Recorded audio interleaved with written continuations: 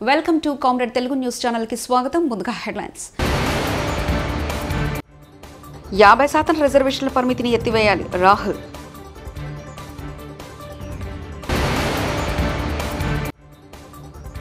Madanapalle files అనే ప్రత్యేక హెలికాప్టర్ను పంపిన ప్రభుత్వ ఫైల్స్కి ఇచ్చిన విలువ ఆడబిడ్డలకి ఇవ్వరా రోజా. 6.66 కోట్ల కరెన్సీ నోట్లతో అమ్మవారికి ప్రత్యేక అలంకరణ.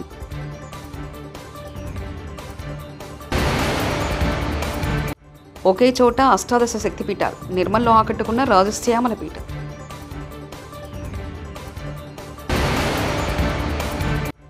మావోయిస్టు ప్రభావిత రాష్ట్రాలతో కేంద్ర హోంమంత్రి అమిత్ షా సమీక్ష. తెలంగాణలో రైతులకు రుణమాఫీ చేస్తామని కాంగ్రెస్ పార్టీ బూటకపు హామీ ఇచ్చిందని, ఈనాటికి అక్కడ రైతులు రుణమాఫీ కోసం ఎదురు చూస్తున్నారని ప్రధాని మోదీ అన్నారు. కర్ణాటకలోని బీజేపీ హయాంలో చేపట్టిన నీటిపారుదల పథకాలను ప్రస్తుత కాంగ్రెస్ ప్రభుత్వం నిలిపివేసిందని ఆరోపించారు. శనివారం మహారాష్ట్రలోని వాసిం జిల్లాలో వ్యవసాయ పశుసంవర్ధక శాఖకు సంబంధించి 23,300 కోట్ల విలువైన ప్రాజెక్టులకు ప్రధాని మోదీ ప్రారంభించారు. ఈ సందర్భంగా నిర్వహించిన సభలో ఆయన మాట్లాడారు.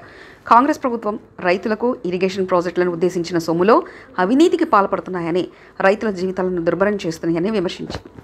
కాంగ్రెస్ను అర్బన్ నక్సలైట్స్ ముఠా నడుపుతుందని, ప్రజలు ఐక్యంగా ఉండి ఆ పార్టీ ప్రమాదకర ఎజెండాను తిప్పికొట్టాలన్నారు. బ్రిటిష్ ప్రభుత్వం బంజారాలను వేధించిందని, బ్రిటిషర్లు దేశాన్ని వదిలి వెళ్లిపోయిన తర్వాత ఆ వేధింపులను కాంగ్రెస్ కొనసాగించిందన్నారు. तो हमारे मन में स्वाभाविक रूप से शब्द गूंजते हैं गणपति बापा मोरया.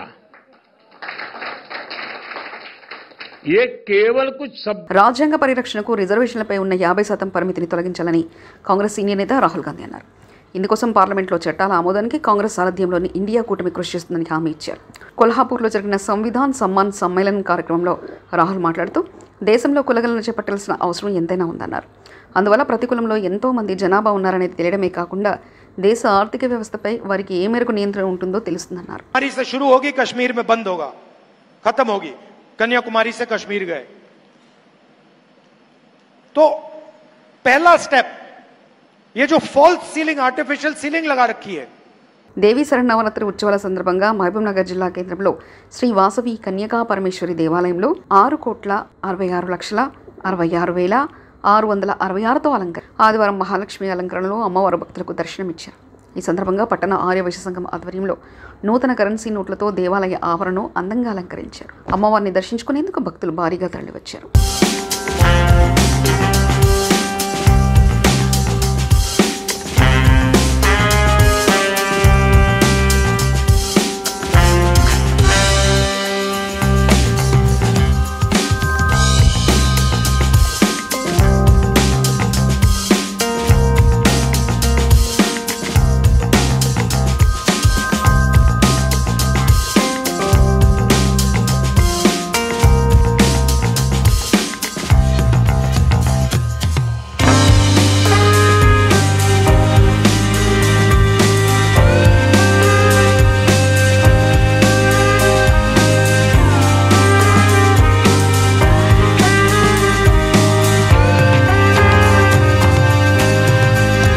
నిర్మల్లోని శ్రీ రాజశ్యామల పీఠం భక్తులకు తన్మయత్వాన్ని అందిస్తుంది. స్థానిక బగల్పేట్ శివార్లో రాజశ్యామలదేవి ఆలయ ప్రాంగణంలో దుర్గా శరన్నవరాత్రి వేడుకల్లో భాగంగా దశసింహ ఉద్భవమైన ప్రచండ చండికా ప్రతిమను నెలకొల్పారు. అమ్మవారి విగ్రహాన్ని ప్రతిష్ఠించి నిత్యం పూజలు నిర్వహిస్తున్నారు. దేశంలోని వివిధ ప్రాంతాల్లో సుప్రసిద్ధమైన శక్తిపీఠాల్లోని అమ్మవారి ప్రతిరూపాలను ఇక్కడ నెలకొల్పారు.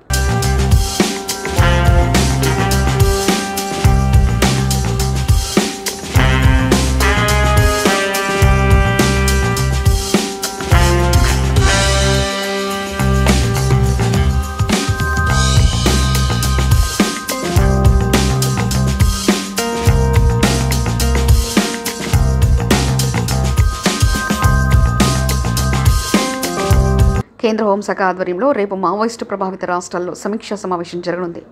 కేంద్ర హోంమంత్రి అమిత్ షా ఈ ప్రత్యేక సమీక్ష నిర్వహించనున్నారు. ఈ సమావేశానికి మావోయిస్టు ప్రభావిత రాష్ట్రాల సీఎంలు, హోంమంత్రులు, సీఎస్లు, డీజీపీలు హాజరు కానున్నారు. 2026 నాటికి మావోయిస్టుల సమస్య రూపుమాపడమే లక్ష్యంగా ఈ సమీక్షా సమావేశంలో చర్చలు జరగనున్నాయి. చంద్రబాబు సొంత జిల్లా చిత్తూరు పొంగనూరు నియోజకవర్గంలో 7 ఏళ్ల పాపను కిడ్నాప్ చేసి కిరాతకంగా హత్య చేసిన ఉదంతం గుండెను పిండేస్తుంది. ఆడపిల్లలున్న తల్లిదండ్రులు పిల్లలను స్కూల్కి పంపాలంటే భయమేస్తుంది. ముఖ్యమంత్రి సొంత జిల్లాలోనే రక్షణ లేకపోతే ప్రభుత్వ అసమర్థత కాదా? గత నెల 29న అదృశ్యమైన పాప 4 రోజుల పాటు ఆ సమీప ప్రాంతాల్లో ఉన్న ప్రభుత్వ నిర్లక్ష్య కారణంగా గుర్తించలేకపోయారు. వారం తర్వాత ఇంటికి 4 కిలోమీటర్ల దూరంలో బాలిక శవమై కనిపించిందంటే ఈ హోంమంత్రి Anitha, deputy CM Pawan Kalyan, CM ఏం చేస్తున్నట్లు? ఈ రాష్ట్రంలో ప్రభుత్వం ఉందా? పోలీసులు ఉన్నారా? తప్పుడు కేసులు పెట్టడానికి మదనపల్లి ఫైల్స్ అనే ప్రత్యేక హెలికాప్టర్ను పంపిన కూటమి ప్రభుత్వం ఫైల్స్కి ఇచ్చిన విలువ ఆడబిడ్డలకు ఇవ్వదా?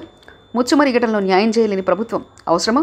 వైఎస్ జగన్ గారు 9వ తేదీ పొంగనూరుకు వస్తున్నారని తెలిసి ఇప్పుడు ప్రభుత్వం హోంమంత్రి పరుగులు తీస్తున్నారు. తక్షణం పొంగనూరు ఘటన నిందితుల్ని అరెస్ట్ చేయాలంటూ రోజా వ్యాఖ్యానించారు. తల్లిదండ్రులు కంప్లైంట్ ఇచ్చినా పోలీసులు పట్టించుకోకపోవడం వల్ల ఆ అమ్మాయి ఆ ఇంటికి 4 కిలోమీటర్ల దూరంలో ఉన్న సమ్మర్ స్టోరేజ్ లో శవమై తేలింది అంటే మరి హోంమంత్రి ఏం చేస్తున్నట్టు, ఈ ముఖ్యమంత్రి ఏం చేస్తున్నట్టు, ఈ డిప్యూటీ ముఖ్యమంత్రి ఏం చేస్తున్నట్టు నేను అడుగుతున్నాను. ప్రజల్ని పట్టించుకోరు, ఆడవాళ్ళ భద్రత పట్టించుకోరు, చిన్న బిడ్డల్ని చంపేస్తున్నా కూడా పట్టించుకోరు. అసలు ఈ రాష్ట్రంలో ప్రభుత్వం ఉందా? పోలీసులు ఉన్నారా? అసలు ఏం చేస్తున్నారు వీళ్ళంతా? మాకు అర్థం కావట్లేదు. నిజంగా ఈరోజు ఈ రాష్ట్రంలో మీరు చూస్తే ఎంతసేపు పోలీసుల్ని తమ కక్ష సాధింపు చర్యల కోసం, తమ రెడ్ బుక్ రాజ్యాంగంలో ఎవరి పేర్లైతే రాసుకున్నారో వాళ్ళ మీద ఎలా తప్పుడు కేసులు పెట్టాలా, వాళ్ళని ఎలా కొట్టాలా, వాళ్ళని ఏ విధంగా కేసుల్లో ఇరికించాలా అన్న దాని మీదే పోలీసులు ఉపయోగిస్తున్నారు. కానీ ఈ రాష్ట్రంలో మహిళల భద్రత కోసం గాని, పసిబిడ్డల భద్రత కోసం గాని, చిన్న బిడ్డల భద్రత కోసం గాని ఎప్పుడైనా ఉపయోగించారని నేను అడుగుతున్నా.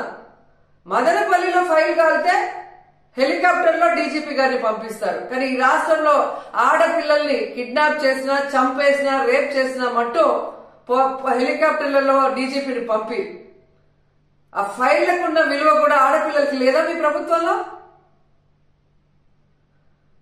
ఈరోజు ఎంత సిగ్గుచేటంటే ముఖ్యమంత్రి గారి సొంత జిల్లా చిత్తూరులోనే ఇలా జరిగిందంటే ఇక రాష్ట్రంలో ఎలాంటి పరిస్థితులు ఉన్నాయో ఒకసారి ఆలోచించండి. మీరే చూసారు, గుడ్లవల్లేరులో 300 మంది ఆడపిల్లలు తమకు అన్యాయం జరుగుతుంది, బాత్రూంలో కెమెరాలు పెట్టారని చెప్పి ఏడిస్తే కూడా వాళ్ళని భయపెట్టి, వాళ్ళని కొట్టి, లీవులు ఇచ్చి వాళ్ళ ఇంటికి పంపించేసి కేసు క్లోజ్ చేశారు. కానీ ఏ రోజైనా హోంమంత్రి గాని ఆ ప్రభుత్వం నుంచి ఎవరైనా ఒకరు పోయి వాళ్ళ ఆవేదన ఏంటి అని తెలుసుకుని దానికి పరిష్కారం చెప్పారా? ముచ్చుమరిలో 9 ఏళ్ల పాప ముక్కలు చేసి చంపేస్తే ఆ శవాన్ని ఇచ్చేదానికి కూడా మీకు సమర్థత లేదు. ఆ తల్లిదండ్రులు ముఖ్యమంత్రి గారు రావాలి, హోంమంత్రి గారు రావాలి, మా బిడ్డను మాకు ఇవ్వాలి అని చెప్పి అడుగుతుంటే కూడా పట్టించుకోలేదు మీరు. మీకు ఆడవాళ్ళంటే నిర్లక్ష్యం. నిజంగా అదే చంద్రబాబు నాయుడు ఎక్కడైతే నివసిస్తున్నాడో విజయవాడలో లోకేష్ నియోజకవర్గంలో ఒకే రోజులో 24 గంటల్లో 3 మైనర్ బాలికల మీద అఘాయిత్యం జరిగిందంటే ఇంతకన్నా సిగ్గుచేటు ఏమైనా ఉందా? పరిపాలించేదానికి చంద్రబాబు నాయుడికి గాని, హోంమంత్రికి గాని, లోకేష్కి గాని అసలు అర్హత ఉందా నేను అడుగుతున్నాను. అసలు హోంమంత్రి గారు అయితే ఆమె పక్క నియోజకవర్గం యలమంచల్ నియోజకవర్గం రాంబిల్లిలో ఒక కుటుంబం ఒక నేరస్తుడు తమ బిడ్డని బెదిరిస్తున్నాడు, కాపాడండి అని అడిగినా కూడా పట్టించుకోలేదు. ఆ నేరస్తుడు జైల్లో నుంచి బెయిల్ తీసుకొని వచ్చి ఆ అమ్మాయిని చంపేసినా కూడా దిక్కులేని పరిస్థితి. ఇంకెందుకు హోంమంత్రి? హోంమంత్రి ఒక ఆడపిల్ల, ఖచ్చితంగా ఆడవాళ్ళ గురించి తెలుసుకొని ఆడవాళ్ళకి న్యాయం చేస్తుందన్న నమ్మకంలో ఈరోజు ఏ విధంగా మట్టేశారో మనం చూస్తున్నాం. ఈ రోజు కూడా మీరు చూస్తే జగన్మోహన్ రెడ్డి గారు పొంగునూరుకి 9వ తేదీ వస్తున్నారు అని తెలియగానే ఎక్కడ తమ ప్రభుత్వ అసమర్థన పరిపాలన బయటకు వస్తుందో రాష్ట్రంలో ఉచిత ఇసుక అంటూ ప్రజలకు చంద్రబాబు టోపీ పెట్టారంటూ వైఎస్ఆర్సీపీ నేత మాజీ ఎమ్మెల్యే డీజేఆర్ సుధాకర్ బాబు మండిపడ్డారు. ఆదివారం రోజు ఆయన తాడేపల్లిలోని వైఎస్ఆర్సీపీ కేంద్ర కార్యాలయంలో మీడియా సమావేశంలో మాట్లాడుతూ ఉచిత ఇసుక హామీని చంద్రబాబు సర్కారు గాలికి వదిలేశారని, ఇసుకను సామాన్యులకు అందకుండా చేస్తున్నారని ధ్వజమెత్తారు. మాట ఇవ్వడంతో పాటు దాన్ని విస్తృతంగా ప్రచారం చేశారు.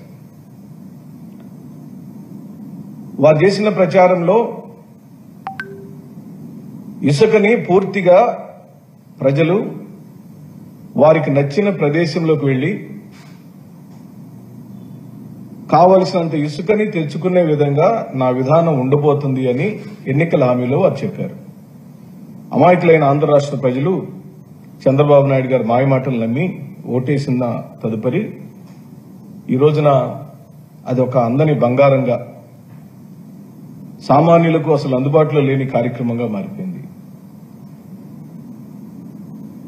జనరల్ గా చంద్రబాబు నాయుడు గారు అంటేనే మాటల గారడీ చేస్తాడని, ప్రచార ఆర్భాటం ఎక్కువగా ఉంటుందని, సామాన్యులకు ఏ రోజున తెలుగుదేశం పార్టీ ప్రభుత్వం అందుబాటులో లేదనేది జగమెరిగిన సత్యం.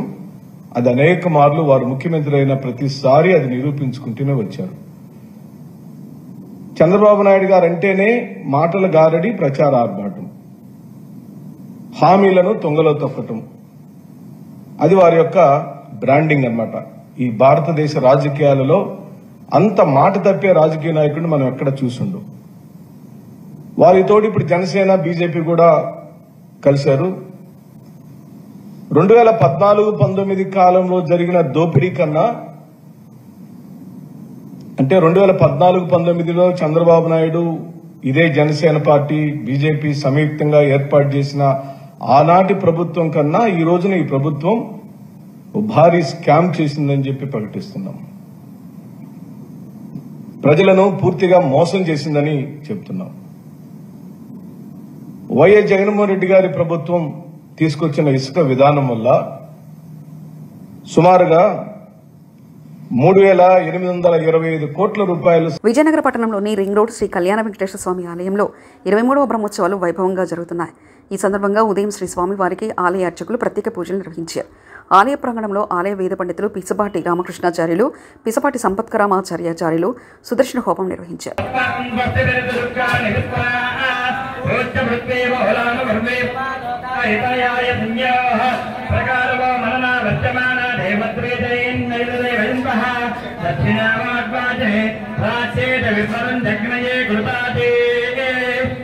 కొంచెం మంది ఉన్నారు కాబట్టి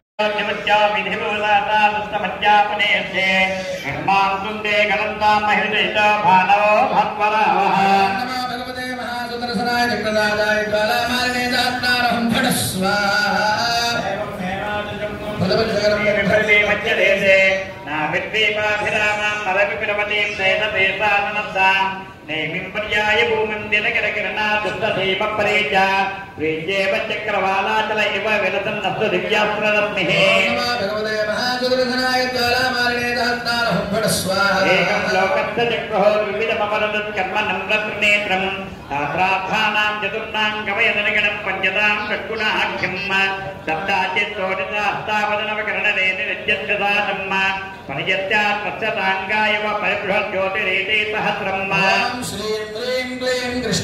వరుణ్ తేజ్ కథానాయకుడిగా కరుణ కుమార్ దర్శకత్వంలో రూపొందించిన చిత్రం మట్కా. తాజాగా ఈ సినిమా టీజర్ విడుదలైంది. ఈ సందర్భంగా విజయవాడలో ఏర్పాటు చేస్తున్న కార్యక్రమంలో వరుణ్ తేజ్ పాల్గొన్నారు. అభిమానులను ఉద్దేశించి ఆసక్తికరమైన వ్యాఖ్యలు చేశారు. ఇది ఫ్యాన్స్ గర్వపడే సినిమా అవుతుందని చెప్పారు.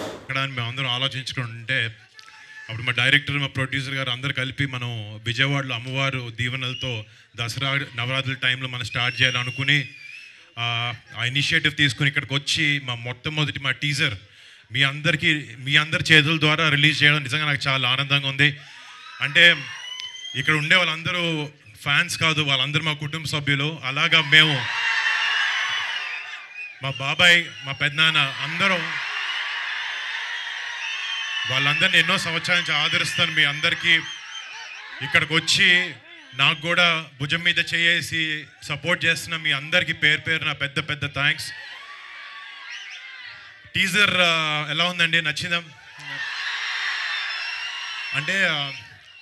అంటే కొన్ని చిన్న తప్పులు జరిగినాయి లాస్ట్ 2-3 సినిమాలో. బట్ గద్దలకొండ గణేష్ సినిమా తర్వాత నాతో చాలామంది 50% రిజర్వేషన్ల పరిమితిని ఎత్తివేయాలి రాహుల్.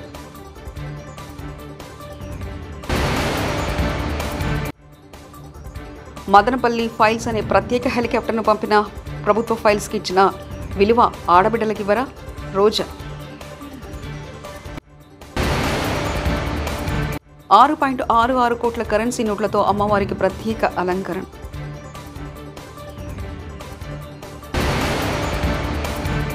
ఒకే చోట అష్టాదశ శక్తిపీఠాలు. నిర్మల్లో ఆకట్టుకున్న రాజశ్యామల పీఠం.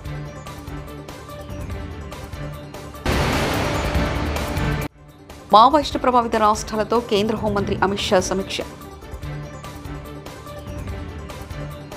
ఇవి బులెటిన్ విశేషాలు. చూస్తూనే ఉండండి కామ్రేడ్ తెలుగు న్యూస్ ఛానల్ ప్రతినిధి ఒంటేరు రమేష్ చంద్ర పరకాల.